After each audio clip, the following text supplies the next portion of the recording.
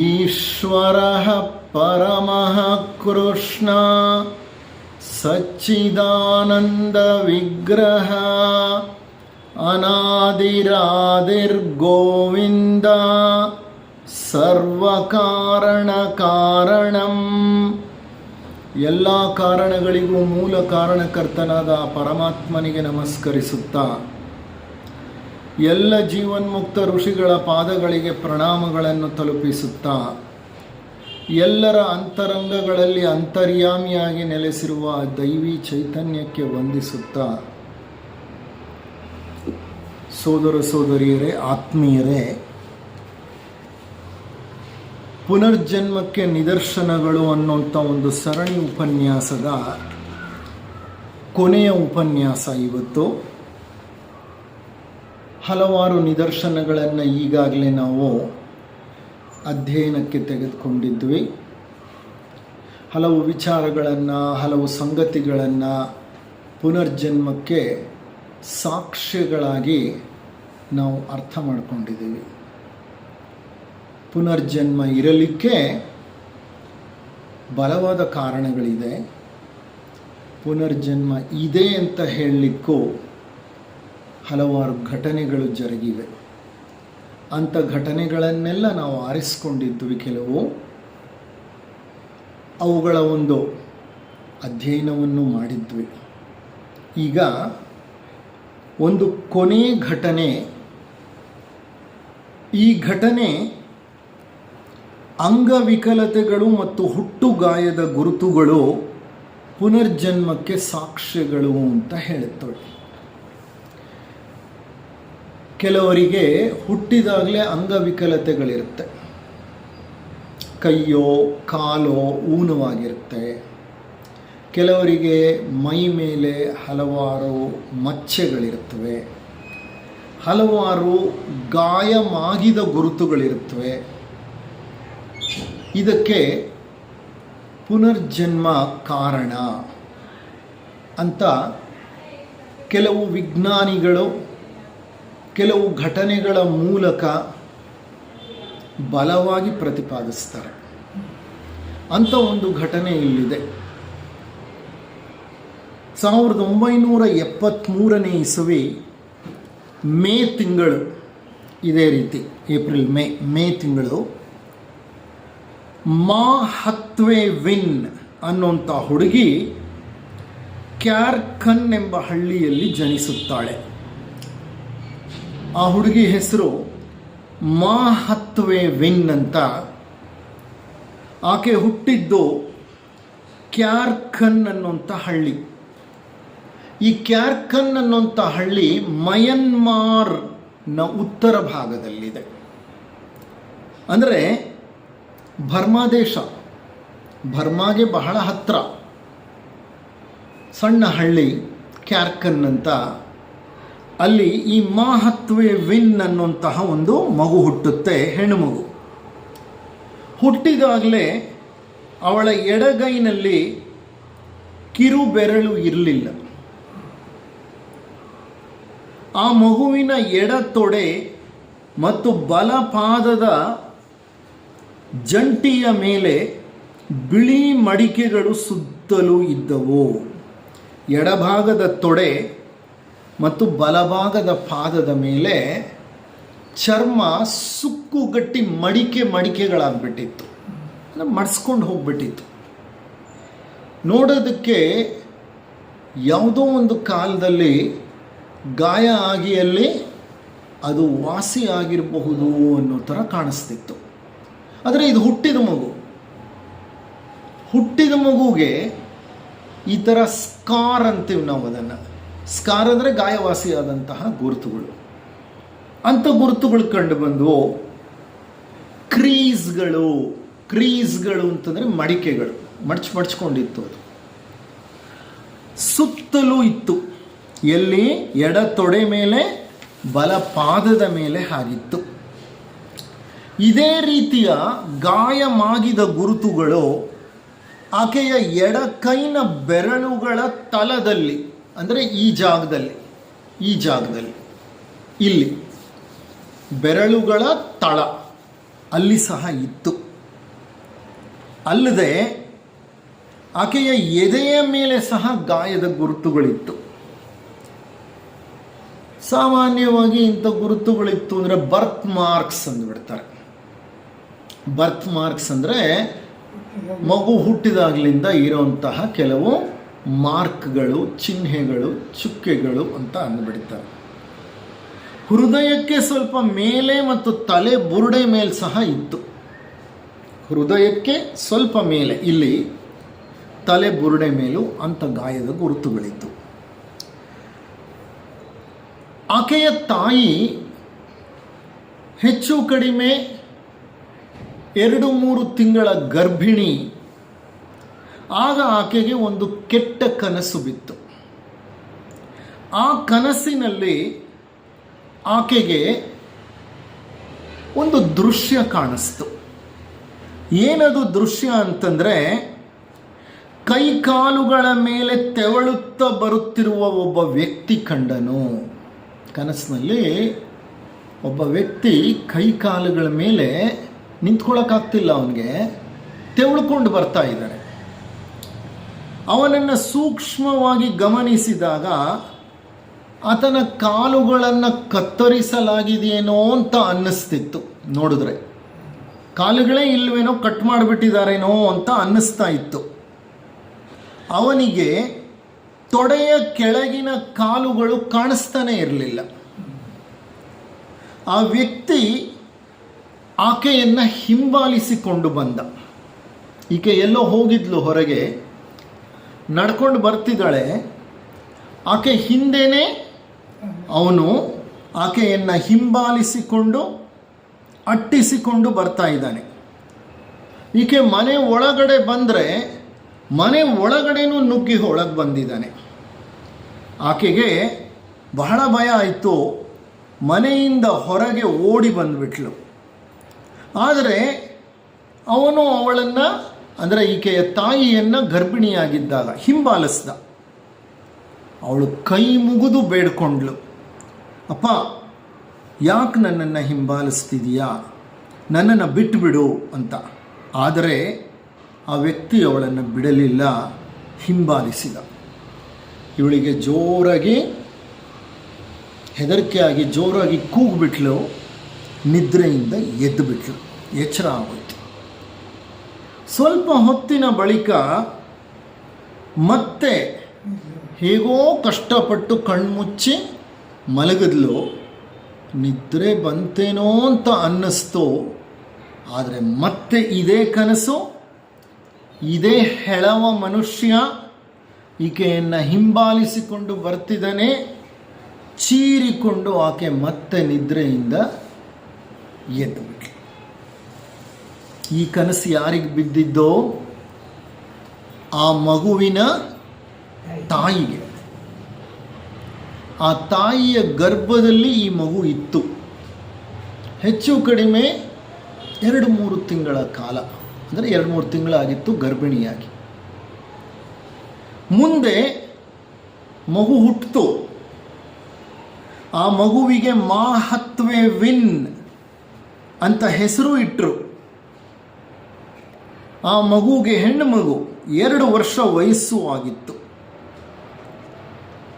ಮನೆಯಲ್ಲಿ ಅಜ್ಜ ಇದ್ದ. ತಂದೆ ತಾಯಿ ಎಲ್ಲೋ ಹೊರಗೆ ಹೋಗಿದ್ದರು. ಆ ಮಗು ಅಜ್ಜನಿಗೆ ತನ್ನ ಕಾಲುಗಳನ್ನು ತೋರಿಸ್ತಾ ಹೇಳ್ತು. ಇದ್ದಕ್ಕಿದ್ದ ಹಾಗೆ 2 ವರ್ಷದ ಮಗು ಅಜ್ಜನಿಗೆ ಹೇಳ್ತಾಳೆ, ತನ್ನ ಕಾಲುಗಳನ್ನು ತೋರಿಸಿ, ನೋಡು ಅಜ್ಜ, ಅವರು ನನಗೆ ಎಷ್ಟು ಕ್ರೌರ್ಯವನ್ನು ಮಾಡಿದ್ದಾರೆ. ಅಜ್ಜನಿಗೆ ಈ ಮಾತುಗಳನ್ನು ಕೇಳಿ ಆಶ್ಚರ್ಯ ಆಯಿತು. ಇದೇನಿದು, ಇನ್ನು 2 ವರ್ಷದ ಮಗು ಈಗ ತಾನೇ ಮಾತಾಡೋದನ್ನು ಸ್ವಲ್ಪ ಕಲ್ತ್ಕೊಂಡಿದೆ. ಆದರೆ ನೋಡಿದರೆ ಏನೋ ಇಂಥ ವಿಷಯ ಹೇಳ್ತಿದೆಯಲ್ಲ ಅಂತ. ಯಾರಮ್ಮ ಅವರು ನಿನ್ನ ಮೇಲೆ ಅಷ್ಟು ಕ್ರೌರ್ಯ ಮಾಡಿದವರು ಅಂತ ಕೇಳಿದ ಅಜ್ಜ. ಆಗ ಆಕೆ ಹೇಳಿದ್ಲು, ನಾನು ಹಿಂದೆ ಗಂಡಸಾಗಿ ಹುಟ್ಟಿದ್ದೆ, ನನ್ನ ಹೆಸರು ನ್ಗಾಥಾನ್. ನ್ಗಾಥಾನ್ ಬರ್ಮಾ ದೇಶದ ಹೆಸರುಗಳು. ನ್ಗಾಥಾನ್ ಅಂತ 3 ವ್ಯಕ್ತಿಗಳು ನನ್ನನ್ನು ಹಿಂಬಾಲಿಸಿಕೊಂಡು ಬಂದರು. ಅವ್ರ ಹೆಸರು ಏನು ಅಂದರೆ ಥಾನ್ ದೋಕೆ ನ್ಗಾಮಾಂಗ್. ಈ ಮಗು ಏನು ಹೇಳ್ತಿದೆ, ಹಿಂದಿನ ಜನ್ಮದಲ್ಲಿ ನನ್ನ ಹೆಸರು ನ್ಗಾಥಾನ್ ಅಂತ.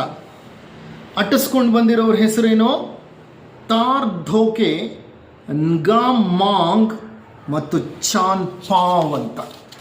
ಈ 3 ವ್ಯಕ್ತಿಗಳು ನನ್ನನ್ನು ಅಟ್ಟಿಸಿಕೊಂಡು ಬಂದರು. ನನ್ನನ್ನು 3 ಸೇರಿ ಕೊಲೆ ಮಾಡಿಬಿಟ್ರು.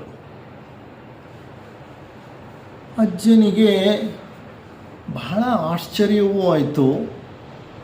ಒಂದು ರೀತಿ ಏನು ಮಾತನಾಡೋದು ಅಂತ ತೋಚಲೂ ಇಲ್ಲ. ಈ ಮಗುವಿನ ತಂದೆ ತಾಯಿ ಹೊಲದಿಂದ ಕೆಲಸ ಮುಗಿಸ್ಕೊಂಡು ಹಿಂತಿರುಗಿ ಬರೋ ತನಕ ಅಜ್ಜ ಕಾದರು. ಕಾದ್ಮೇಲೆ ಈ ವಿಷಯವನ್ನು ಅವ್ರಿಗೆ ತಿಳಿಸಿದರು. ಅವರಿಗೂ ಏನೋ ಒಂದು ರೀತಿ ಆಶ್ಚರ್ಯ ಆಯಿತು, ಯಾಕೆ ಹೀಗೆ ಮಾತನಾಡ್ತಾಳೆ ನಮ್ಮ ಮಗಳು ಅಂತ. ದಿನಗಳು ಕಳೆದಂತೆಲ್ಲ ಆ ಪುಟ್ಟ ಮಗು ಇನ್ನಷ್ಟು ಮತ್ತಷ್ಟು ಹಿಂದಿನ ಜನ್ಮದ ವಿಷಯಗಳನ್ನು ನೆನಪು ಮಾಡಿಕೊಂಡು ತನ್ನ ತಂದೆ ತಾಯಿಯರ ಬಳಿ ಹೇಳಲಿಕ್ಕೆ ಪ್ರಾರಂಭ ಮಾಡಿದ್ಲು. ನಾನು ಹಿಂದಿನ ಜನ್ಮದಲ್ಲಿ ಗಂಡಸಾಗಿ ಹುಟ್ಟಿದ್ದೆ. ನನ್ನ ಮುಂದೆ ಮುಖಕ್ಕೆ ಮುಖ ಕೊಟ್ಟು ಎದುರಾಗಿ 3 ವ್ಯಕ್ತಿಗಳು ನಿಂತಿದ್ದಾರೆ. ಕೈಯಲ್ಲಿ ಕುಡುಗತ್ತಿಗಳನ್ನು ಹಿಡ್ಕೊಂಡಿದ್ದಾರೆ. ಅದರಿಂದ ಅವರು ನನ್ನನ್ನು ಹೊಡೆಯುತ್ತಿದ್ದಾರೆ. ನಾನು ನನ್ನ ಕುಡುಗತ್ತಿಯಿಂದ ಅವರನ್ನು ಎದುರಿಸುತ್ತಿದ್ದೀನಿ. ಆದರೆ ಕುಡುಗತ್ತಿಯನ್ನು ಒಳಗೆ ಮೇಲೆತ್ತಿ ಅಡ್ಡ ತಗೊಂಡು ಹೋಗುವಾಗ ಕುಡುಗತ್ತಿ ಹಿಂದೆ ಇರುವಂತಹ ಮರಕ್ಕೆ ಸಿಕ್ಕಾಕೊಂಡು ಬಿಡ್ತು. ಮರದಿಂದ ಒಳಕ್ಕೆ ಹೊಟ್ಟೋಯ್ತು. ಆಗ ಆ ಕುಡುಗತ್ತಿಯನ್ನು ನನಗೆ ಎಳಿಲಿಕ್ಕೆ ಆಗ್ತಾ ಇಲ್ಲ. ತಕ್ಷಣ 3 ವ್ಯಕ್ತಿಗಳು ನನ್ನ ಮೇಲೆ ಪ್ರಹಾರ ಮಾಡಿದರು, ಶರೀರಕ್ಕೆ ಇರಿದರು, ಹಲವು ಬೆರಳುಗಳನ್ನು ಕತ್ತರಿಸಿದರು ಮತ್ತು ತಲೆ ಬುರುಡೆಯ ಮೇಲೆ ಜೋರಾಗಿ ಹೊಡೆದರು ಅಂತ ಹೇಳ್ತಾಳೆ. ಯಾವಾಗ ಇಷ್ಟು ಏಟು ಬಿತ್ತೋ ಆಗ ಈ ವ್ಯಕ್ತಿ ನೆಲದ ಮೇಲೆ ರಕ್ತ ಸಿಕ್ತ ಶರೀರದಿಂದ ನರಳುತ್ತಾ ಬಿದ್ದ. ಅದನ್ನೆಲ್ಲ ವಿವರಿಸಿ ಹೇಳ್ತಾಳೆ ಆಕೆ. ಆಗ ವ್ಯಕ್ತಿಗಳು ಈತ ಇನ್ನು ಸತ್ತ ಅಂತ ಅಂದುಕೊಂಡು ಪರಸ್ಪರ ಮಾತನಾಡ್ತಿದ್ದಾರೆ. ಆ ಮಾತುಗಳನ್ನು ಇನ್ನೂ ಸತ್ತಿಲ್ಲ ಈ ನ್ಗಾಥಾನ್ ಅನ್ನೋಂಥವನು ಕೇಳಿಸ್ಕೊತಾ ಇದ್ದಾನೆ. ಈತನ ಶರೀರವನ್ನು ಹೇಗೆ ಬಚ್ಚಿಡಬೇಕು ಅಂತ 3ರಲ್ಲಿ ಒಬ್ಬ ಕೇಳಿದ.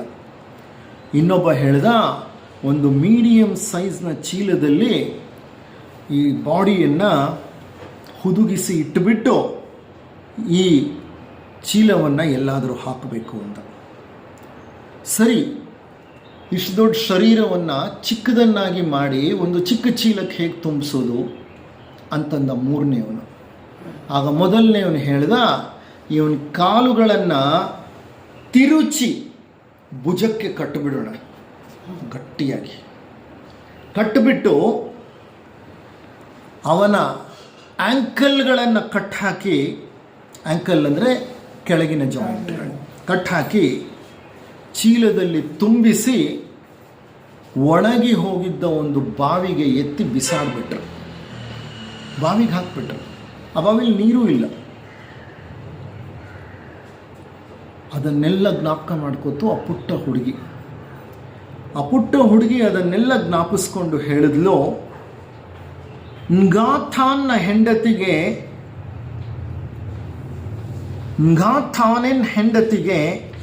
ನ್ಗಾಥಾನ್ ಮಿತ್ರನಾಗಿದ್ದ. ನ್ಗಾಥಾನ್ನ ಹೆಂಡತಿ ಇದ್ಲಲ್ಲ, ಆ ಹೆಂಡತಿಗೆ ಆ ಮೂವರು ಕೊಂದು ಹಾಕಿದ್ರಲ್ಲ, ಅದರಲ್ಲಿ ಒಬ್ಬ ತಾಂಡೋಕೆ ಅಂತ ಇದ್ದ. ತಾಂಡೋಕೆ ಅವನ ಜೊತೆ ಸಂಬಂಧ ಇತ್ತು. ಇವನ ಹೆಂಡತಿಗೆ ಆ ಕೊಲೆ ಮಾಡಿದ 3 ವ್ಯಕ್ತಿಗಳಲ್ಲಿ ಒಬ್ಬನಾದ ತಾಂಡೋಕೆಯ ಜೊತೆಗೆ ಸಂಬಂಧ ಇತ್ತು. ನ್ಘಾಥಾನ್ ಒಂದು ಕಿರಾಣಿ ಅಂಗಡಿ ಇಟ್ಕೊಂಡಿದ್ದ. ನ್ಘಾಥಾನ್ ಅಂದರೆ ಹಿಂದಿನ ಜನ್ಮದಲ್ಲಿ ಈ ಮಗು ಏನಾಗಿ ಹುಟ್ಟಿತ್ತೋ ಅದು. ನ್ಘಾಥಾನ್ ಒಂದು ಅಂಗಡಿ ಇಟ್ಕೊಂಡಿದ್ದ. ಆ ಅಂಗಡಿಯಲ್ಲಿ ಕೆಲಸ ಮಾಡಲಿಕ್ಕೆ ಕೆಲವರು ವ್ಯಕ್ತಿಗಳು ಬೇಕಾಗಿದ್ದರು. ಆ ವ್ಯಕ್ತಿಗಳನ್ನು ತಂದು ಕೊಟ್ಟಿದ್ದರು ಈ 3. ಅಲ್ಲದೆ ಈ 3 ಇವನಿಗೆ ವ್ಯಾಪಾರದಲ್ಲಿ ಪಾರ್ಟ್ನರ್ಗಳಾಗಿದ್ದರು. ಕಿರಾಣಿ ಅಂಗಡಿಯಲ್ಲಿ ಇವನ ಪಾರ್ಟ್ನರ್ಗಳು. ನ್ಘಾಥಾನ್ನ ಹೆಂಡತಿಗೆ ಇವನ ಮೇಲೆ ಅಷ್ಟು ಇಷ್ಟ ಇರಲಿಲ್ಲ. ಇವನಿಂದ ವಿಚ್ಛೇದನ ಬೇಕಾಗಿತ್ತು, ಡಿವೋರ್ಸ್ ಬೇಕಾಗಿತ್ತು. ಅವಳು ಹಠ ಹಿಡಿದಿದ್ಲು. ಆದರೆ ಇವನು ವಿಚ್ಛೇದನ ಕೊಡಲಿಕ್ಕೆ ಒಪ್ಕೊಂಡಿರಲಿಲ್ಲ. ಆಗ ಈ 3 ಜನ ಪಾರ್ಟ್ನರ್ಸು ಒಟ್ಟಾಗಿ ಸೇರಿಕೊಂಡು ಒಂದು ಪ್ಲ್ಯಾನ್ ಮಾಡಿದರು. ಈಕೆ ಅವರಿಗೆ ಹೇಳಿದ್ಲು, ಏನಾದರೂ ಮಾಡಿ ನನ್ನ ಗಂಡನನ್ನು ಕೊಲೆ ಮಾಡಲಿಕ್ಕೆ ಒಪ್ಪಿಸ್ಬಿಟ್ಟಿದ್ಲು. ಯಾವಾಗ ನ್ಘಾಥಾನ್ನ ಕೊಲೆ ಮಾಡಿ ಬಾವಿಯಲ್ಲಿ ಬಿಸಾಕ್ಬಿಟ್ರು ಇವರು, ಅವನು ಕಾಣೆಯಾಗ್ಬಿಟ್ಟ. ಊರಿನಲ್ಲಿರುವಂಥ ಜನರಿಗೆ ಸ್ವಲ್ಪ ಅನುಮಾನ ಬಂತು. ಪೊಲೀಸರಿಗೆ ಹೇಳಿದರು. ಪೊಲೀಸರು ಇವನ ಹೆಂಡತಿಯನ್ನು ಬಂದು ವಿಚಾರಿಸಿದ್ರು. ಆಗ ಆಕೆ ಹೇಳಿದ್ಲು, ಅವನು ದಕ್ಷಿಣ ಬರ್ಮಾಗೆ ಹೊರಟು ಹೋಗಿದ್ದಾನೆ, ಮನೆಗೆ ಬಂದಿಲ್ಲ. ಆಗಿನ ಕಾಲದಲ್ಲಿ ಹೆಂಡ್ತೀರನ್ನ ಬಿಟ್ಟು ಹೋಗೋರು ಉತ್ತರ ಬರ್ಮಾದಿಂದ ದಕ್ಷಿಣ ಬರ್ಮಾಗೆ ಹೊರಟೋಗ್ತಿದ್ರು, ಹೆಂಡ್ತಿನ ಬಿಟ್ಬಿಡ್ತಿದ್ರು. ಇದು ನಾರ್ಮಲ್ ಇತ್ತು ಅವಾಗ.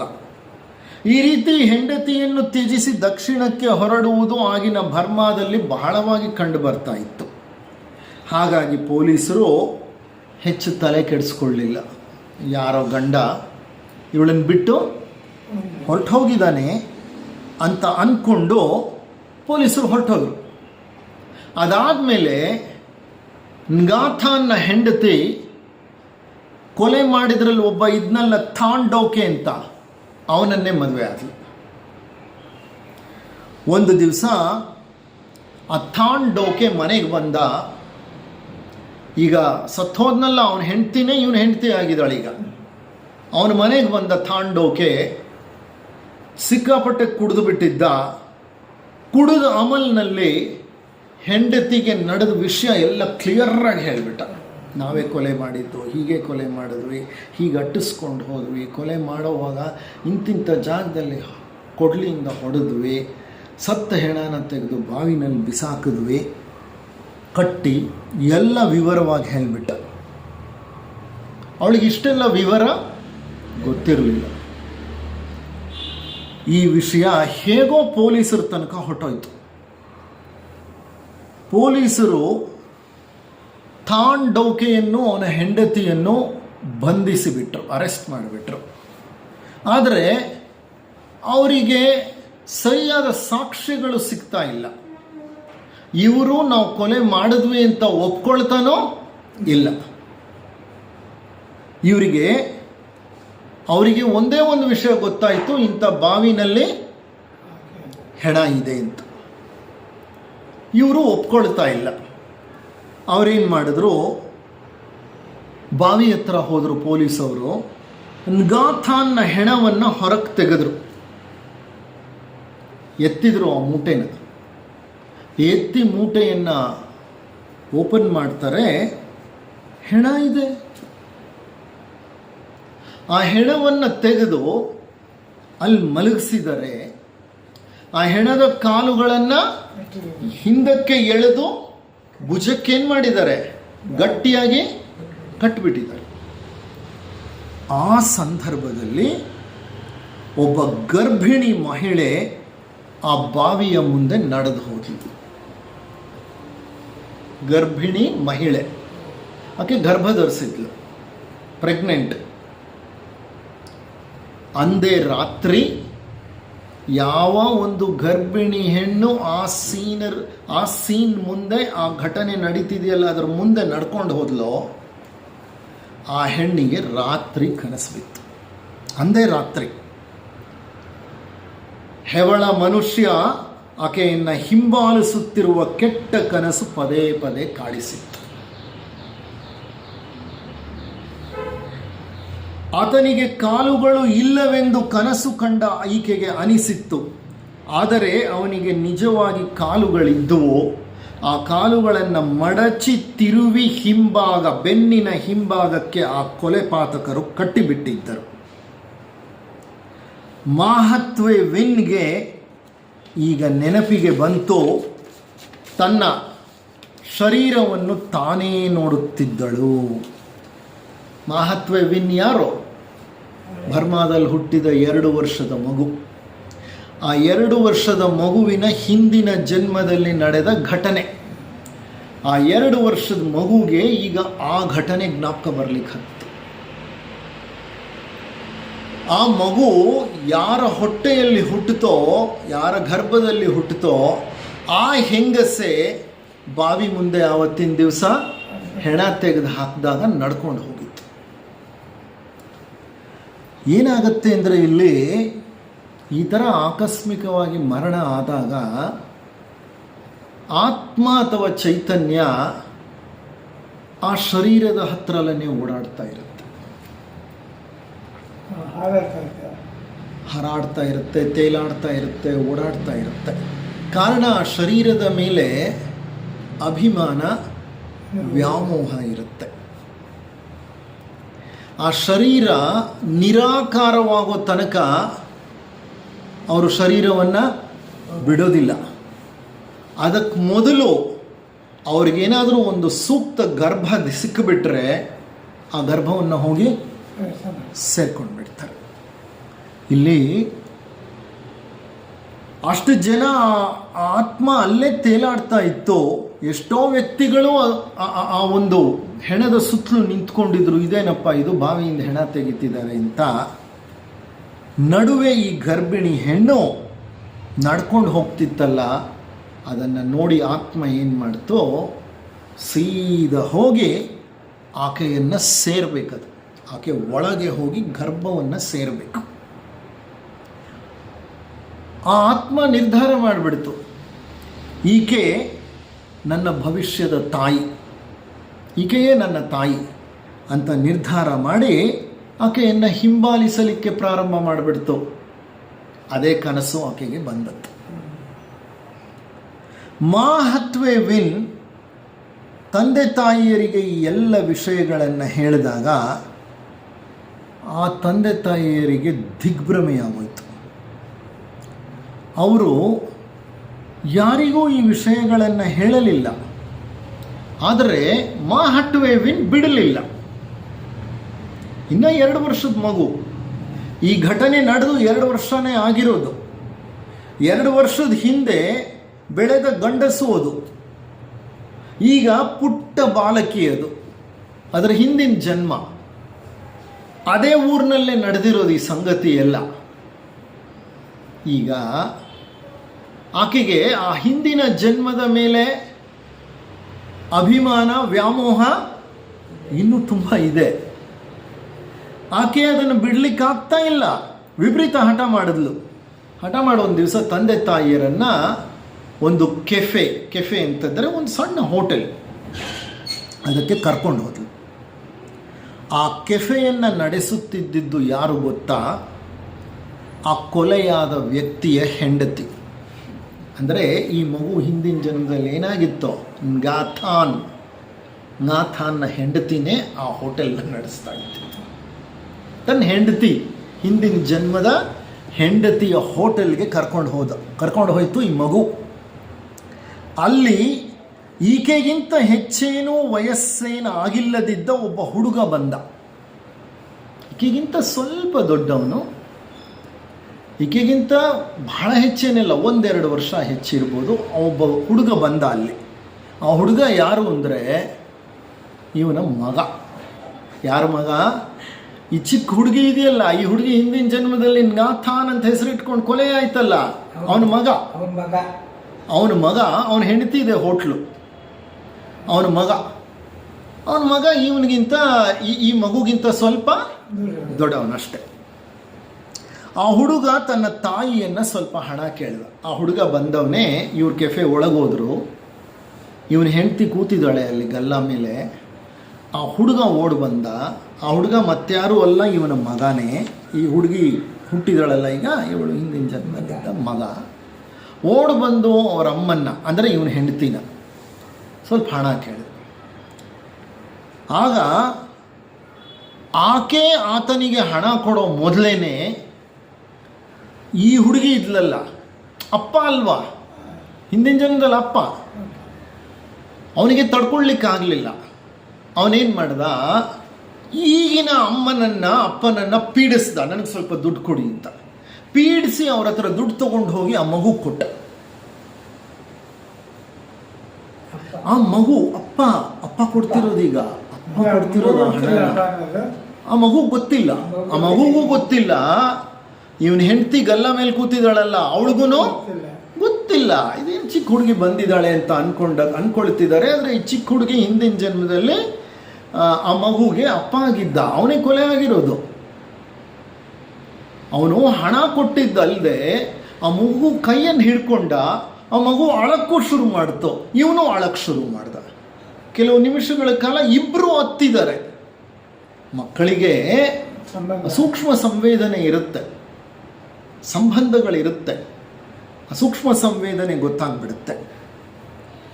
ಆ ನಂತರ ಇಬ್ಬರು ಮಕ್ಕಳು ಕೈಯಲ್ಲಿ ಕೈ ಹಿಡಿದು ಜೋರಾಗಿ ಹತ್ತರು, ಅಳ್ತಾ ಇದ್ದಾರೆ. ತಕ್ಷಣ ಈ ಬಾಲಕಿ ಮಾಹತ್ವೆ ವಿನ್ ಇದ್ದಾಳಲ್ಲ, ಅವಳು ಹೇಳಿದ್ಲು, ಅಪ್ಪ ಅಮ್ಮ, ಈಗಿನ ಜನ್ಮದ ಅಪ್ಪ ಅಮ್ಮ ಸಾಕು, ಇನ್ನು ಈ ಕೆಫೆಯನ್ನು ಬಿಟ್ಟು ಹೊರಗೆ ಹೋಗೋಣ. ಯಾಕೆ ಅಂದರೆ ಅವನು ಬರ್ತಾ ಇದ್ದಾನೆ, ಅವನು ತಾಂಡೋಕೆ ಬರ್ತಾ ಇದ್ದಾನೆ ಅಂತ ಹೇಳಿದ್ಲು. ಯಾಕೋ ಇವಳು ಹೆದರ್ತಿದ್ದಾಳೆ, ಗಾಬರಿ ಆಗ್ತಿದ್ದಾಳೆ, ಹೊರಗೆ ಹೋಗ್ಬೇಕು ಅಂತಿದ್ದಾಳೆ ಅಂತ ಮೂವರು ಹೊರಕ್ಕೆ ಬಂದರು. ಹೊರಕ್ಕೆ ಬಂದಾದಮೇಲೆ ಈ ತಾಂಡೋಕೆಯ ತಂದೆ ಇದ್ದಾನಲ್ಲ, 2 ವರ್ಷದ ಬಾಲಕಿಯ ತಂದೆ ಅಲ್ಲ, ತಾಂಡೋಕೆ ಅಲ್ಲ, ಈ ಹುಡುಗಿಯ ತಂದೆ ಇದ್ದಾನಲ್ಲ, ಮಾಹಟ್ವೇವಿನ ತಂದೆ ಕೇಳಿದ, ಯಾಕಮ್ಮ ಅಷ್ಟು ಗಾಬರಿ ಮಾಡಿ ಹೊರಗೆ ಕರ್ಕೊಂಬಂದೆ? ಅಪ್ಪ ತಾಂಡೋಕೆ ಬಂದ. ಯಾರು ತಾಂಡೋಕೆ ಅಂದರೆ ಅಂತ ಕೇಳಿ. ಅವನೇ ನನ್ನ ಕೊಲೆಗಾರ. ಅವನು ನನ್ನ ಹೆಂಡತಿನ ಮದುವೆ ಆಗಿ ಈಗ ಹೋಟೆಲ್ನಲ್ಲಿ ಅವನೇ ವ್ಯಾಪಾರ ಮಾಡ್ತಿರೋದು. ಅವನು ಒಳಗೆ ಬರ್ತಿದ್ದ. ನನಗೆ ಅವನಿರೋವಾಗ ಅಲ್ಲಿರೋದು ನನಗೆ ಇಷ್ಟ ಆಗಲಿಲ್ಲ. ಅವನೇ ನನ್ನನ್ನು ಕೊಲೆ ಮಾಡಿದ್ದು ಅಂತ ಹೇಳಿದ್ರು. ತಂದೆ ತಾಯಿಗಳಿಗೆ ನೋಡಿ, ಯಾರಾದರೂ ತಂದೆ ತಾಯಿಗಳಿಗೆ ಇಂಥ ಸಂದರ್ಭ ಬಂದುಬಿಟ್ರೆ ಎದುರಿಸೋದು ಎಷ್ಟು ಕಷ್ಟ. ಆ ಮಗು ಈ ಕಡೆನೂ ಇಲ್ಲ, ಆ ಕಡೆನೂ ಇಲ್ಲ. 2 ಜನ್ಮಗಳ ನೆನಪು, ಹಿಂದಿನ 1 ಜನ್ಮದ ನೆನಪು, ಹಿಂದಿನ ಜನ್ಮದ ಒಂದು ನೆನಪು ಏನಿದೆಯೋ ಅದು. 2 ಜನ್ಮದಲ್ಲಿ ಇದು ಹೆಂಗೆ ಬದುಕೋದು? 2 ಜನ್ಮದ ಘಟನೆಗಳು ಆಕೆಯನ್ನು ಕಾಡಿಸ್ಲಿಕ್ಕೆ ಪ್ರಾರಂಭ ಮಾಡಿಬಿಟ್ರೆ 1 ಜನ್ಮದ ಘಟನೆಗಳಿಂದಲೇ ನಾವು ಪರಿತಪಿಸ್ತಾ ಇರ್ತೇವೆ, ಅಯ್ಯಪ್ಪ ಸಾಕಪ್ಪ ಸಾಕಂತ. ಹಿಂದಿನ ಜನ್ಮ ಎಲ್ಲ ಜ್ಞಾಪಕ ಬಂದ್ಬಿಟ್ರೆ ಹೇಗೆ? ಈ ಮಾಹತ್ವೆ ವಿನ್ ಅನ್ನೋ ಹುಡುಗಿ ಇದ್ದಾಳಲ್ಲ, 2 ವರ್ಷದ ಹುಡುಗಿ, ಇವಳಿಗೆ ಗಂಡು ಮಕ್ಕಳನ್ನು ಕಂಡ್ರೆ ಇಷ್ಟ.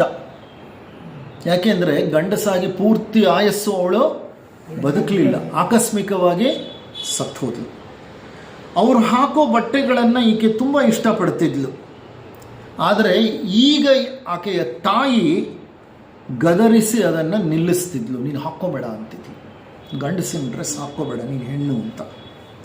ಈ ವಿಷಯ ಎಲ್ಲ ಅಯಾನ್ ಸ್ಟೀವನ್ಸನ್ ಅನ್ನುವಂಥ ಒಬ್ಬ ವಿಜ್ಞಾನಿಗೆ ಗೊತ್ತಾಯಿತು. ನಾನು ಅವನ ಬಗ್ಗೆ ಹಿಂದೆನೂ ಹೇಳಿದ್ದೆ ನಿಮಗೆ.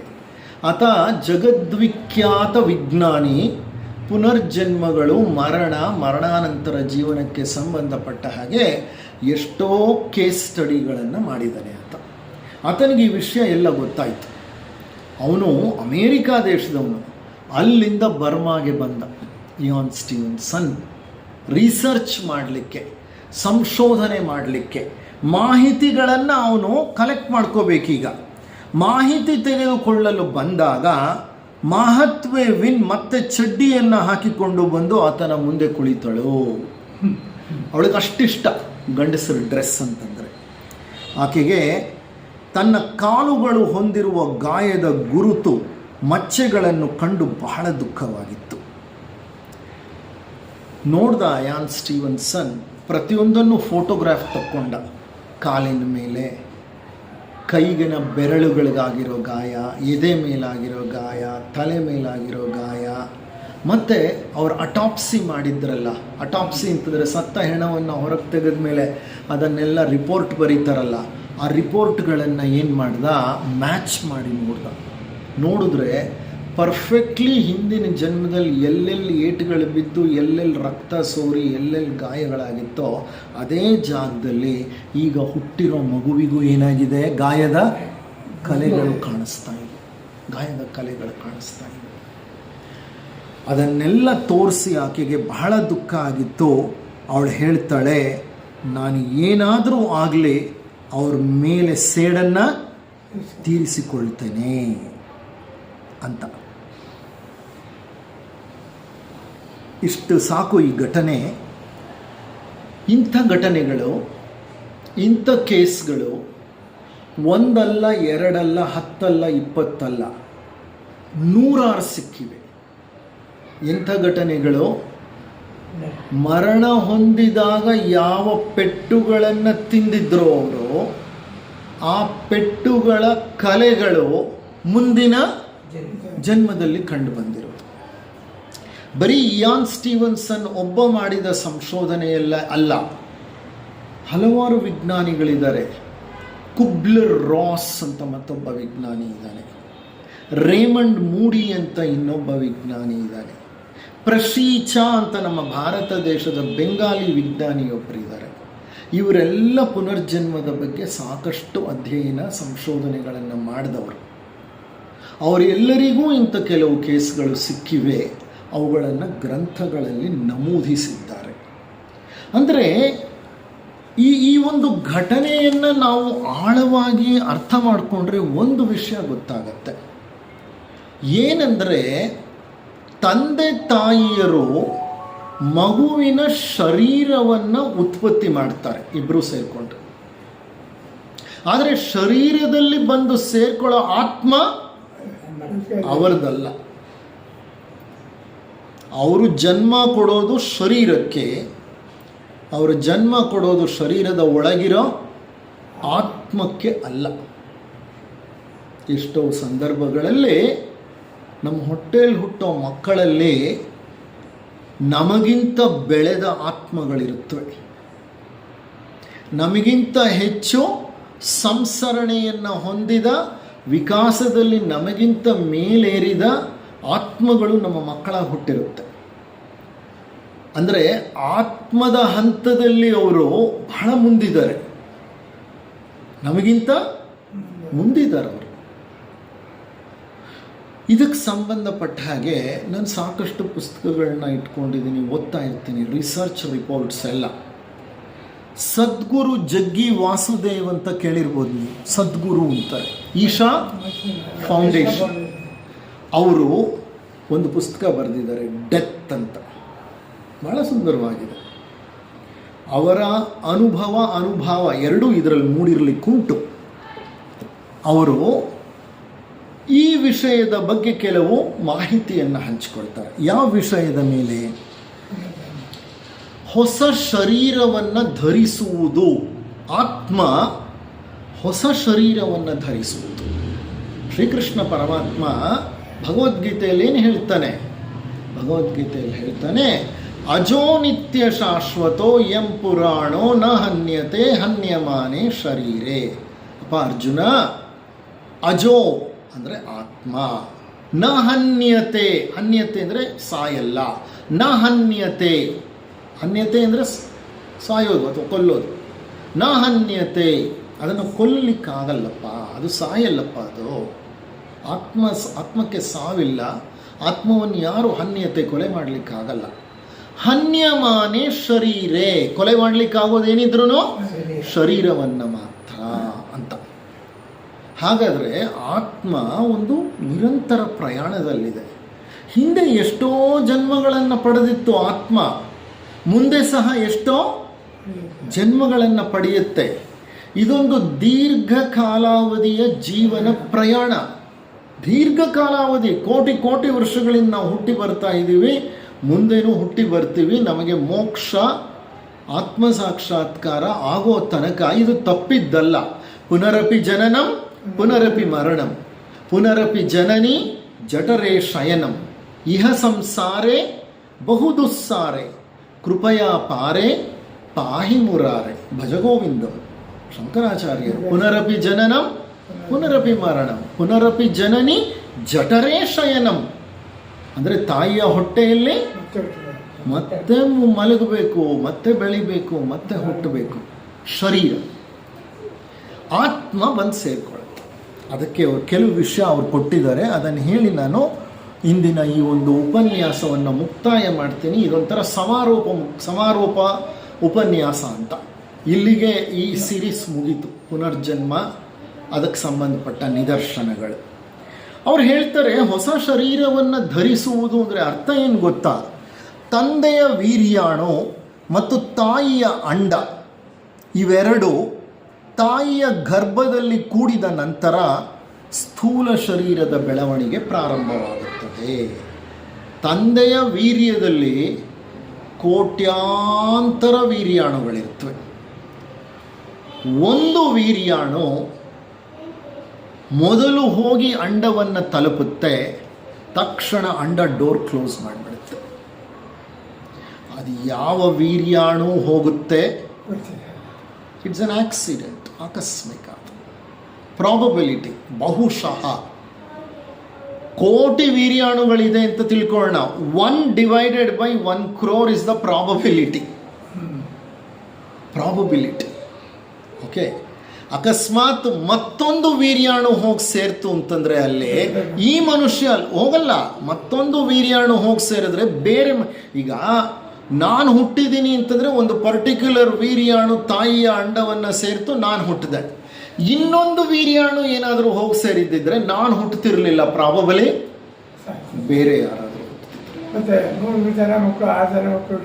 ಅದು ಹುಟ್ಟಕ್ಕೆ ಬೇರೆ ಕಾರಣಗಳಿದೆ, ಅದು ಹುಟ್ಟಕ್ಕೆ ಕಾರಣ ಇದೆ. ಸಂಯುಕ್ತ ಒಂದು 2-3 ಡಿವೈಡ್ ಆಗುತ್ತೆ. ಅದಿರಲಿ, ಅದು ಆಮೇಲೆ ಇನ್ನೊಂದ್ಸಲಿ ಯಾವಾಗಲಾದರೂ ಎಕ್ಸ್ಪ್ಲೈನ್ ಮಾಡ್ತೀನಿ. ಒಂದು ಹೋದ ನಂತರ ಅದು ಕ್ಲೋಸ್ ಆಗಿಬಿಡುತ್ತೆ, ಇನ್ನೊಂದಕ್ಕೆ ಒಳಗಡೆ ಹೋಗಲಿಕ್ಕೆ ಬಿಡಲ್ಲ.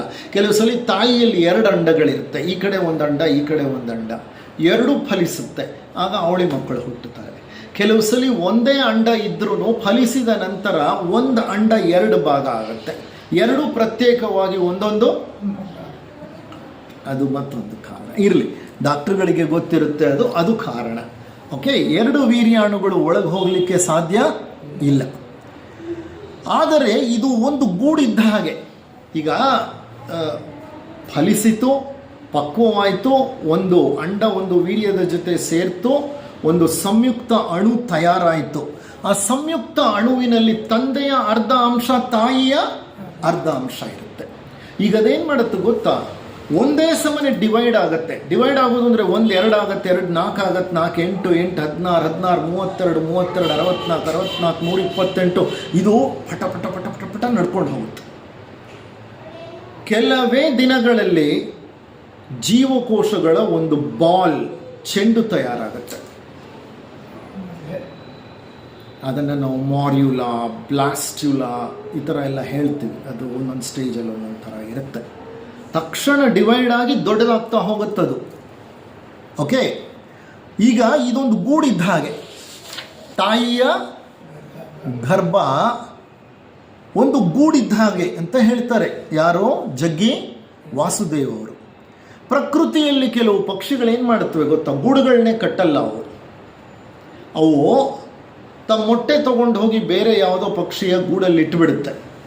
ಆ ಪಕ್ಷಿಗೆ ಅದು ಗೊತ್ತಾಗಲ್ಲ, ಯಾವುದೋ ಬೇರೆ ಪಕ್ಷಿ ಇದು ಮೊಟ್ಟೆ ಇದು ಅಂತ ಗೊತ್ತಾಗಲ್ಲ. ಅದು ತನ್ನ ಮೊಟ್ಟೆಗಳ ಜೊತೆ ಅದಕ್ಕೂ ಕಾವು ಕೊಡುತ್ತೆ, ಅದು ಹೊರಕ್ಕೆ ಬರುತ್ತೆ ಮೊಟ್ಟೆ ಹೊಡೆದು. ಆ ಥರ ಈಗ ಇದಿದೆಯಲ್ಲ, ತಾಯಿಯ ಅಂಡ ತಂದೆಯ ವೀರ್ಯಾಣು ಸೇರಿ ಒಂದು ಚೆಂಡಾಗಿದೆಯಲ್ಲ, ಇದು ಆ ಥರ ಒಂದು ಗೂಡು. ಈ ಗೂಡಲ್ಲಿ ಇನ್ನೂ ಆತ್ಮ ಬಂದಿಲ್ಲ. ತಂದೆ ತಾಯಿ ಇಬ್ಬರು ಸೇರಿ ತಯಾರು ಮಾಡಿದ್ದು ಒಂದು ಗೂಡು. ಆ ಗೂಡಿನ ಒಳಗೆ ಒಂದು ಆತ್ಮ ಬಂದು ಸೇರಬೇಕು. ಈಗ ಆತ್ಮ ಬಂದು ಸೇರೋ ತನಕ ಅದಕ್ಕೆ ಜೀವ ಇಲ್ಲ, ಪ್ರತ್ಯೇಕ ಜೀವ ಇಲ್ಲ. ತಾಯಿ ಜೀವದ ಜೊತೆ ಜೀವಕೋಶಗಳ ಒಂದು ಚೆಂಡಿದೆ ಅಷ್ಟೇ, ಅದಕ್ಕೆ ಪ್ರತ್ಯೇಕತೆ ಇನ್ನ ಬಂದಿಲ್ಲ. ಅದಕ್ಕೆ ಅವ್ರು ಹೇಳ್ತಾರೆ, ನಮ್ಮ ಕಥೆನೂ ಹೀಗೆ. ಒಬ್ಬ ಗಂಡಸು ಒಬ್ಬ ಹೆಂಗಸು ಸಂಪರ್ಕ ಬೆಳೆಸುತ್ತಾರೆ, ವೀರ್ಯಾಣು ಮತ್ತು ಅಂಡ ಬೆರೆಯುತ್ತದೆ. ಒಂದು ಜೀವಕೋಶ ಹಲವು ಜೀವಕೋಶಗಳಾಗಿ ಗುಣಿಸುತ್ತಾ ಬೆಳೆಯುತ್ತಿರುತ್ತದೆ, ಅದು ಜೀವಕೋಶಗಳ ಚೆಂಡಾಗುತ್ತದೆ. ಈಗ ಇದು ಇನ್ನೂ ಪ್ರತ್ಯೇಕ ಜೀವವಾಗಿಲ್ಲ, ಇನ್ನೂ ತಾಯಿ ಜೊತೆ ಅಂಟ್ಕೊಂಡಿದೆ. ಗೂಡು, ಅದು ನೆಸ್ಟ್. ಆ ಗೂಡಲ್ಲಿ ಈಗ ಏನಾಗಬೇಕು? ಒಂದು ಆತ್ಮ ಬಂದು ಸೇರ್ಕೋಬೇಕು. ಹಾಗಾದರೆ ನೀವೇ ಹೇಳಿ, ಶರೀರನ ನಾವು ತಯಾರು ಮಾಡಿಕೊಡ್ತೀವಿ ಹೊರತು, ಅದು ತಾಯಿ ತಯಾರು ಮಾಡಿಕೊಡ್ತಾಳೆ ಹೊರತು, ಆತ್ಮ ತಂದೆಗೂ ಸೇರಿದ್ದಲ್ಲ. ಅದಕ್ಕೆ ಹೇಳೋದು, ಮಕ್ಕಳನ್ನು ಬೆಳೆಸೋವಾಗ ಆ ಬುದ್ಧಿ ತಂದೆ ತಾಯಿಗಳಿಗೆ ಇರಬೇಕು. ಏನಿರಬೇಕು?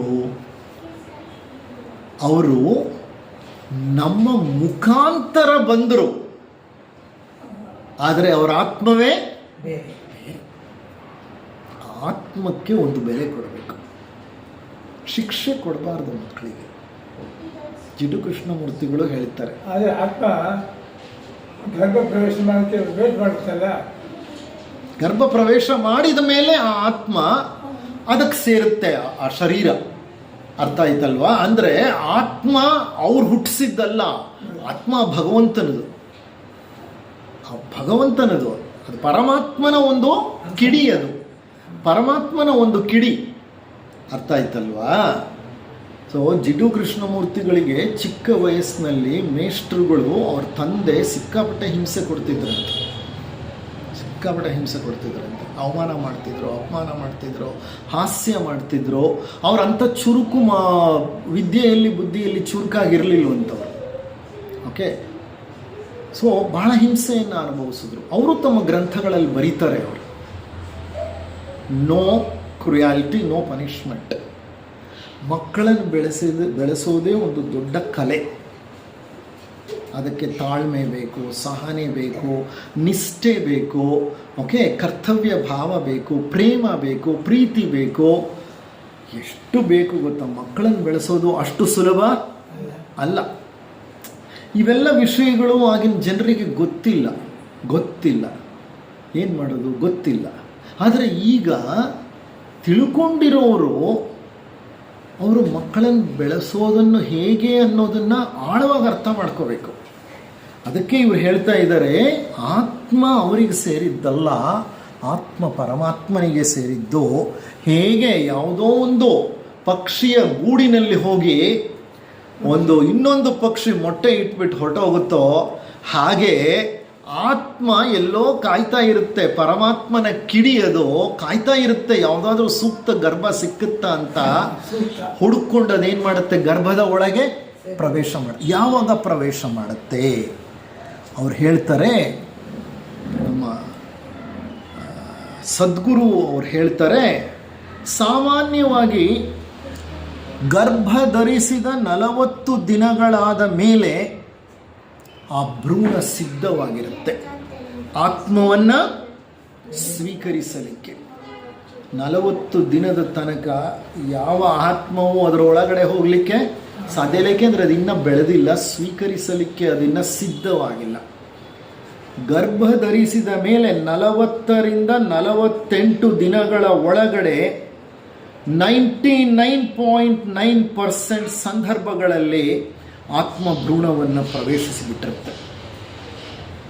40 to 48 ಡೇಸ್ ಬಹಳ ಇಂಪಾರ್ಟೆಂಟ್ ಟೈಮ್. ಅದು ಕೆಲವು ತಾಯಿಯರಿಗೆ ಅದಾದ ನಂತರ ಆ ಭ್ರೂಣದ ಚಲನೆ, ಆ ಒಂದು ವಿಶಿಷ್ಟವಾದ ಅನುಭವ ಅವರಿಗೆ ಆಗಲಿಕ್ಕೆ ಪ್ರಾರಂಭ ಆಗುತ್ತೆ. ಅಲ್ಲಿ ತನಕ ಅವರಿಗೆ ನಾನು ಗರ್ಭ ಧರಿಸಿದ್ದೀನಿ ಅನ್ನೋದು ಟೆಸ್ಟ್ ಮಾಡಿ ನೋಡಬೇಕೇ ಹೊರತು ಅವ್ರಿಗೆ ಅದರ ಒಂದು ಪರಿಕಲ್ಪನೆ ಕೂಡ ಇರೋದಿಲ್ಲ. ಯಾವಾಗ ಜೀವ ಒಳಗೆ ಪ್ರವೇಶ ಮಾಡಿ ಒಳಗೆ ತುಡಿತ ಕಾಣಿಸುತ್ತೋ ಆಗ ಅವರಿಗೆ ಒಂದು ಮಟ್ಟದ ಸಂಕೇತ ಸಿಕ್ಕುತ್ತೆ. ಈಗಿನ ಕಾಲದಲ್ಲಿ ಬೇಗ ಟೆಸ್ಟ್ ಮಾಡಿಬಿಡ್ತಾರೆ, ಯೂರಿನ್ ಟೆಸ್ಟು ಗೊತ್ತಾಗ್ಬಿಡುತ್ತೆ ಅವರು ಗರ್ಭ ಧರಿಸಿದ್ದಾರೆ ಅಂತ. ಇಲ್ಲ ಅಂದರೆ 48 ದಿನಗಳ ಕಾಲ ಒಳಗಡೆ ಅದು ಆತ್ಮ ಪ್ರವೇಶ ಮಾಡಿದ ಮೇಲೆ ಅವ್ರಿಗೆ ಆ ಅನುಭವ ಬರಲಿಕ್ಕೆ ಸ್ಟಾರ್ಟ್ ಆಗುತ್ತೆ. ಅವ್ರು ಹೇಳ್ತಾರೆ 99.9% ಎಲ್ಲ ಗರ್ಭಿಣಿಯರಲ್ಲಿ 40ರಿಂದ 48ನೇ ದಿನದ ಸಂದರ್ಭದಲ್ಲಿ ಆತ್ಮ ಗರ್ಭವನ್ನು ಪ್ರವೇಶ ಮಾಡುತ್ತೆ ಅಂತ.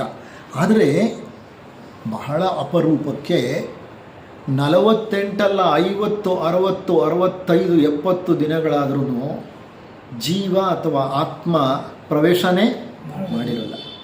ಬಹಳ ಅಪರೂಪ.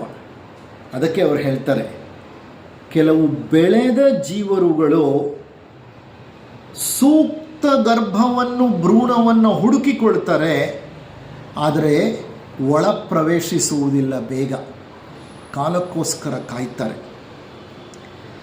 ಆದರೆ ಮತ್ತಾರನ್ನೂ ಒಳಗೆ ಪ್ರವೇಶಿಸಲಿಕ್ಕೆ ಬಿಡೋದಿಲ್ಲ. ಯಾರು ಅಂದರೆ ಬೆಳೆದ ವ್ಯಕ್ತಿಗಳು, ಆಧ್ಯಾತ್ಮಿಕವಾಗಿ ಬೆಳೆದ ಜೀವಿಗಳಿರ್ತಾರಲ್ಲ, ಅಂಥ ಜೀವಿಗಳು 40ರಿಂದ 48 ದಿನದ ಒಳಗಡೆ ಪ್ರವೇಶ ಮಾಡಲ್ಲಂತೆ. ಯಾಕೆ ಅಂದರೆ ಇನ್ನೂ ಆ ಭ್ರೂಣ ತಯಾರಾಗಿಲ್ಲ. ಇವ್ರದ್ದು ಬೆಳೆದ ಅಧ್ಯಾತ್ಮ ಶಕ್ತಿ, ಆ ಪುಟ್ಟ ಒಂದು ಶರೀರ ಇವರ ಅಧ್ಯಾತ್ಮ ಶಕ್ತಿಯನ್ನು ತಡ್ಕೊಳ್ಳಿಕ್ಕೆ ಆಗಲ್ಲ. ಅವ್ರು ಕಾಯ್ತಾರೆ. ಅವರು ಆದರೆ ಹುಡುಕ್ಬಿಡ್ತಾರೆ, ಗರ್ಭವನ್ನು ಹುಡುಕೊಂಡ್ಬಿಡ್ತಾರೆ. ಅದನ್ನು ಅವರೇ ಹುಡುಕ್ತಾರೆ ಅನ್ನೋಕ್ಕಿಂತ ಕರ್ಮ ದೇವತೆಗಳು ಕರ್ಮಗಳಿಗೆ ಅನುಸಾರವಾಗಿ ಅವ್ರು ಹುಡುಕ್ತಾರೆ. ಹುಡುಕಿದ ನಂತರ ಕಾಯ್ತಾರೆ. ಅಲ್ಲಿ ಬೇರೆ ಯಾರು ಒಳಗೆ ಹೋಗೋಕ್ಕೆ ಸೆಲೆಕ್ಷನ್ ಮಾಡ್ಕೊಂಡಾದ್ಮೇಲೆ ಬೇರೆ ಯಾರು ಒಳಗೆ ಹೋಗೋಕ್ಕೆ ಬಿಡಲ್ಲ. ಯಾಕೆಂದರೆ ಎಷ್ಟೋ ಆತ್ಮಗಳು ಗರ್ಭಗಳನ್ನು ಹುಡುಕ್ತಾ ಇರ್ತಾರೆ, ಎಷ್ಟೋ ಗರ್ಭಿಣಿ ಸ್ತ್ರೀಯರು ಇರ್ತಾರೆ. ಅದರಲ್ಲಿ ಯಾರನ್ನ ಆರಿಸ್ಕೊಳ್ತಾರೆ, ಹೇಗೆ ಆರಿಸ್ಕೊಳ್ತಾರೆ, ಇವೆಲ್ಲ ಒಂದು ದೈವಿ ಸಂಕಲ್ಪ. ಅದು ಕರ್ಮಗಳಿಗೆ ಅನುಸಾರವಾಗಿ ನಡೆಯುತ್ತೆ ಆ ಕೆಲಸ. ಅಂದರೆ ಯಾರಿಗೆ ಲೇಟ್ ಆಗುತ್ತೋ ಈ ಥರ ಗರ್ಭದ ಒಳಗಡೆ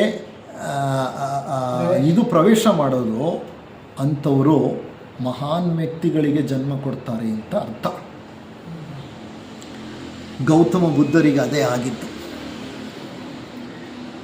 ತಾಯಿ ಮಾಯಾದೇವಿ, ತಂದೆ ಶುದ್ಧೋಧನ. ಮಾಯಾದೇವಿ ಕಾಡಿನಲ್ಲಿ ಹೋಗ್ತಿರ್ತಾಳೆ ತವರು ಮನೆಗೆ ಅಂತ. ಒಂದು ಮರದ ಕೆಳಗಡೆ ಮಲಗಿರ್ತಾಳೆ. ಆಗ ಆಕೆಗೆ ಒಂದು ಕನಸು ಬರುತ್ತೆ, ನಿನ್ನ ಗರ್ಭದಲ್ಲಿ ಒಂದು ಮಹಾಜೀವವು ಪ್ರವೇಶ ಮಾಡುತ್ತೆ ಅಂತ ಅನ್ನೋಂಥ ಒಂದು ಸೂಚನೆ ಸಿಕ್ಕತ್ತೆ ಆಕೆಗೆ. ಆಕೆಯನ್ನು ಕಂಡಂತಹ ಒಬ್ಬ ಯೋಗಿ, ಒಬ್ಬ ಸನ್ಯಾಸಿ ಅಥವಾ ಒಬ್ಬ ಸಾಧು ಗುರುತಿಸಿ ಹೇಳ್ತಾನೆ, ಅಮ್ಮ, ನಿನ್ನ ಹೊಟ್ಟೆಯಲ್ಲಿ ಮಹಾತ್ಮ ಹುಟ್ಟುತ್ತಾನೆ ಅಂತ. ಅವ್ರಿಗೆ ಹೇಗೆ ಗೊತ್ತಾಗುತ್ತೆ? ಅವರ ಗರ್ಭವನ್ನು ಸೂಕ್ಷ್ಮ ದೃಷ್ಟಿಯಿಂದ ನೋಡಿದಾಗ ಗರ್ಭದಲ್ಲಿರುವಂತಹ ಆ ಅಂಡಕ್ಕೆ, ಅಂದರೆ ಆ ಭ್ರೂಣಕ್ಕೆ 50, 60, 70 ದಿನಗಳ ವಯಸ್ಸಾಗಿದೆ. ಆದರೆ ಇನ್ನು ಒಳಗೆ ಆತ್ಮ ಅಥವಾ ಜೀವ ಪ್ರವೇಶನೇ ಮಾಡಿಲ್ಲ. ಹಾಗಾದರೆ ಮಹಾತ್ಮರು ಹುಟ್ಟುತ್ತಾರೆ ಅಂತ ಅರ್ಥ. ಹಾಗಾಗಿ ಮಾಯಾದೇವಿಗೆ ನಿನ್ನ ಮಡಿಲಿನಲ್ಲಿ, ನಿನ್ನ ಗರ್ಭದಲ್ಲಿ ಒಂದು ಮಹಾ ಆತ್ಮ ಹುಟ್ಟುತ್ತೆ ಅಂತ ಹೇಳಿದಾಗ ಗೌತಮರು ಹುಟ್ಟಿದ್ರು. ನಂತರ ಆ ಗೌತಮರೇ ಮುಂದೆ ಬುದ್ಧರಾದರು. ಅವರನ್ನು ನಾವು ಗೌತಮ ಬುದ್ಧ ಅಂತ ಕರಿತೀವಿ. ಅಂಥ ಬುದ್ಧರು, ಹೌದಲ್ವಾ? ಯಾರು ಯಾವ ಗರ್ಭವನ್ನು ಸೇರುತ್ತಾರೆ ಅನ್ನೋದು ಕರ್ಮಗಳು ನಿರ್ಧಾರ ಮಾಡುತ್ತವೆ. ಕೆಲವು ವ್ಯಕ್ತಿಗಳು ಕೆಲವು ರೀತಿಯ ಗರ್ಭಗಳನ್ನು ಹುಡುಕಿಕೊಂಡು ಹೋಗ್ತಾರೆ. ಅದಕ್ಕೆ ಕಾರಣ ವಾಸನೆಗಳು. ವಾಸನೆಗಳು ಅಂದರೆ ಮತ್ತೇನೂ ಅಲ್ಲ, ನಮ್ಮ ವ್ಯಾಮೋಹಗಳು ಮತ್ತು ಕರ್ಮಗಳು. ನಮ್ಮ ಹಿಂದಿನ ಜನ್ಮದ ವ್ಯಾಮೋಹಗಳಿರ್ತವೆ, ಕರ್ಮಗಳು ಕಟ್ಕೊಂಡಿರ್ತೀವಿ. ಆ ಕರ್ಮಗಳು ನಮ್ಮನ್ನು ಹಿಂಬಾಲಿಸುತ್ತವೆ. ಎಲ್ಲಿ ಹೋದರೂ ಅವು ನಮ್ಮನ್ನು ಬಿಡೋದಿಲ್ಲ. ಅದು ಸಾಫ್ಟ್ವೇರ್ ಇದ್ದ ಹಾಗೆ. ಆ ಸಾಫ್ಟ್ವೇರು ಹಾರ್ಡ್ವೇರ್ ಕೆಲಸನ ಮಾಡುತ್ತದೆ. ಅಂದರೆ ಹಾರ್ಡ್ವೇರ್ಗೆ ಹೇಳಿ ಕೆಲಸ ಮಾಡಿಸುತ್ತೆ. ವಾಸನೆಗಳು ಸಾಫ್ಟ್ವೇರು. ಆ ವಾಸನೆಗಳ ಬೆನ್ನಹತ್ತಿದ ಶರೀರ ಏನೆಲ್ಲ ಕೆಲಸಗಳನ್ನ ಮಾಡುತ್ತೆ, ಹೌದಾ ಅಲ್ವಾ? ಹಾಗೆ ಈ ವ್ಯಾಮೋಹಗಳು ಅಥವಾ ಕರ್ಮಗಳು ಡಿಸೈಡ್ ಮಾಡ್ತವೆ ಯಾವ ಗರ್ಭವನ್ನು ಸೇರಬೇಕು ಅಂತ. ಯಾರೋ ಬಹಳ ಬಯಸಿರ್ತಾರೆ, ನಾನು ನನ್ನ ಮಗಳ ಗರ್ಭದಲ್ಲಿ ಹುಟ್ಟಿ ಮಗುವಾಗಿ ಬರಬೇಕು. ಅಜ್ಜ ಅಂದ್ಕೊಂಡಿರ್ತಾನೆ, ನಾನು ನನ್ನ ಮೊಮ್ಮಗಳ ಗರ್ಭದಲ್ಲಿ ಹುಟ್ಟಿ ಮತ್ತೆ ನಾನು ನನ್ನ ಮನೆಗೆ ವಾಪಸ್ ಬರಬೇಕು ಅಂತ. ಆ ವಾಸನೆ ಇದೆಯಲ್ಲ, ಆ ವ್ಯಾಮೋಹ ಇದೆಯಲ್ಲ, ಅದು ಕರ್ಮವಾಗಿ ಕೂತಿರುತ್ತದು. ಅದು ಬಯಕೆ, ಅದು ಆಕಾಂಕ್ಷೆ, ಅದು ಆಶೆ, ಅದಕ್ಕೆ ಶಕ್ತಿ ಇದೆ. ಅದು ಒಂದು ಆಲೋಚನೆ, ಅದು ಒಂದು ಭಾವನೆ, ಅದಕ್ಕೆ ನಿರ್ದಿಷ್ಟ ಶಕ್ತಿ ಇದೆ. ಅದು ಕರ್ಮವಾಗಿ ಕುಳಿತಿರುತ್ತೆ. ಸತ್ತ ನಂತರ ಅದೇನು ಮಾಡುತ್ತೆ, ನಮ್ಮನ್ನು ಅಲ್ಲಿಗೆ ಎಳ್ಕೊಂಡು ಹೋಗುತ್ತೆ. ಅದನ್ನೇ ಹೇಳ್ತಾ ಇರೋದು ಇಲ್ಲಿ ಜಗ್ಗಿ ವಾಸುದೇವ್ ಅವರು. ಕರ್ಮಗಳು ಅದನ್ನು ನಿರ್ಧಾರ ಮಾಡುತ್ತೆ. ಕೆಲವು ವ್ಯಕ್ತಿಗಳು ಕೆಲವು ರೀತಿಯ ಗರ್ಭಗಳನ್ನು ಹುಡುಕಿಕೊಂಡು ಹೋಗ್ತಾರೆ.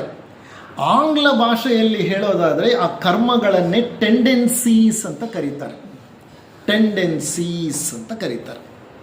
ಅರ್ಥ ಆಯ್ತಲ್ವಾ? ಲಕ್ಷಾಂತರ ಗರ್ಭಗಳಿರುತ್ತವೆ, ಲಕ್ಷಾಂತರ ಆತ್ಮಗಳಿರುತ್ತವೆ. ಆ ಆತ್ಮಗಳು ಗರ್ಭಗಳನ್ನು, ಸೂಕ್ತ ಗರ್ಭಗಳನ್ನು ಹುಡುಕ್ತಾ ಇರ್ತವೆ.